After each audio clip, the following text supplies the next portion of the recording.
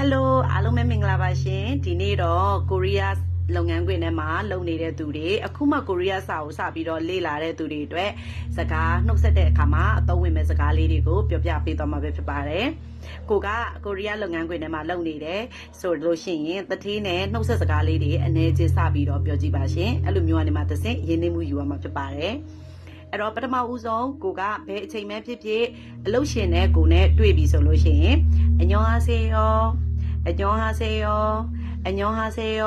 လို့ပြောရမှာဖြစ်ပါတယ်안녕하세요 사장님ဆိုလို့ရှိရင်မင်္ဂလာပါရှင်တထေး boss ဆိုတဲ့အဓိပ္ပာယ်ပါပြီးရင်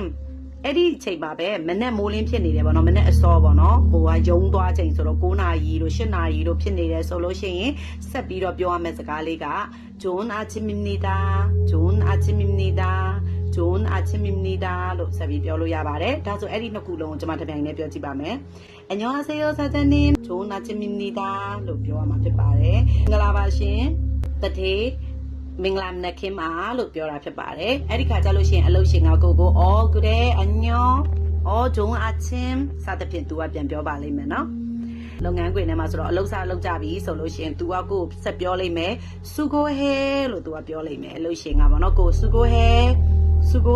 လို့ပြောလိမ့်မယ် 수고해 ဆိုတာတာဝန်ကျေလိုက်အောင်နော်လုပ်လိုက်အောင်နော်ဆိုတဲ့အဓိပ္ပာယ်အဲ့ဒီကကြလို့ရှိရင်ကိုကဘလို့ပြန်ပြောရမှန်းမသိဘူးနဲလို့ပဲပြောမလားဟီလို့ပဲရည်ပြရမလားပေါ့နော်အဲ့လိုခါကြလို့ရှိရင်ကိုကဘလို့ပြောလို့ရလဲဆိုတော့네 수고하세요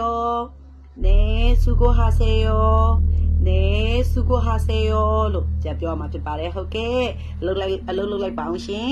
သူ့ကိုလည်းအလုပ်လုပ်လိုက်ပါအောင်ရှင်သူလည်းလုပ်မှာလေနော်ဒါဆိုကိုကလည်းလုပ်မှာဖြစ်ကြမလို့အပြန်အလှန်အလုပ်ပြောလို့ရပါတယ်အဲ့လိုနဲ့ပဲကျမတို့အလုပ်တွေလုပ်လိုက်ကြတာညနေအလုပ်ဆင်းသွားကြပြီအလုပ်ဆင်းသွားတဲ့အခါကျတော့သူကအလုပ်ရှင်က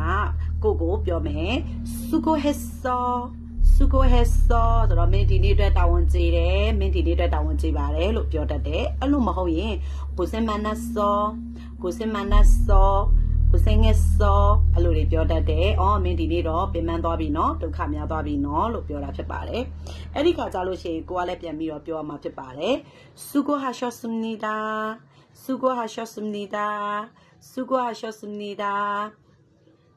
တာဝန်ကြည့်ခဲ့ပါတယ်ရှင်ဒီနေ့အတွက်တထေးလဲတာဝန်ကြည့်ခဲ့ပါတယ်ရှင်ဆိုတဲ့အဓိပ္ပာယ်ဖြစ်ပါတယ်ယောက်ျားလေးဆိုရင်တော့တာဝန်ကြည့်ခဲ့ပါတယ်ခင်ဗျာလို့ပြောတာဖြစ်ပါတယ်ဒါကိုယ့်ရဲ့အလုပ်ရှင်ကတော့သူက9ခွဲ6နိုင်ဆိုသူပြန်မယ်လေနော်ကိုက OT ဆက်ဆင်းနေရတယ်ဆိုရင်သူကကိုလာပြောလိုက်မယ်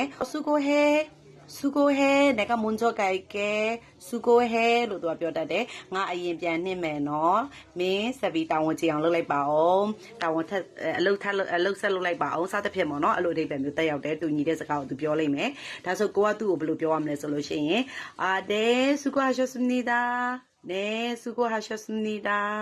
네 수고하셨습니다လို့ပြောရင်းနဲ့တစ်ဆက်တည်း안녕히 가세요လို့တစ်ဆက်တည်းပြောမှာဖြစ်ပါတယ်수고하셨습니다တာဝန်ကျေပါတယ်ရှင်တတိလည်းတာဝန်တွေအများကြီးကျေခဲ့ပါတယ်안녕히 가세요အေးချမ်းသွားပါရှင်လို့သူကပြောမှာဖြစ်တယ်အဲ့ကကြလို့ရှိရင်သူကgood ဆိုပြီးတော့သူကပြန်သွားမယ်ပေါ့နော်အဲ့လိုမျိုးလေးအပြန်အလှန်လေးနှုတ်ဆက်စကားလေးပြောကြည့်ပါရှင်ဒီနေ့တခါတော့ဒီလောက်ပါပဲနောက်ထပ်စိတ်ဝင်စားဖို့ကောင်းတဲ့စကားလုံးအသစ်ကလေးတွေစာကြောင်းအသစ်ကလေးနဲ့ထပ်လာခဲ့ပါဦးမယ်ရှင်အားလုံးကျေးဇူးတင်ပါတယ်안녕히 계세요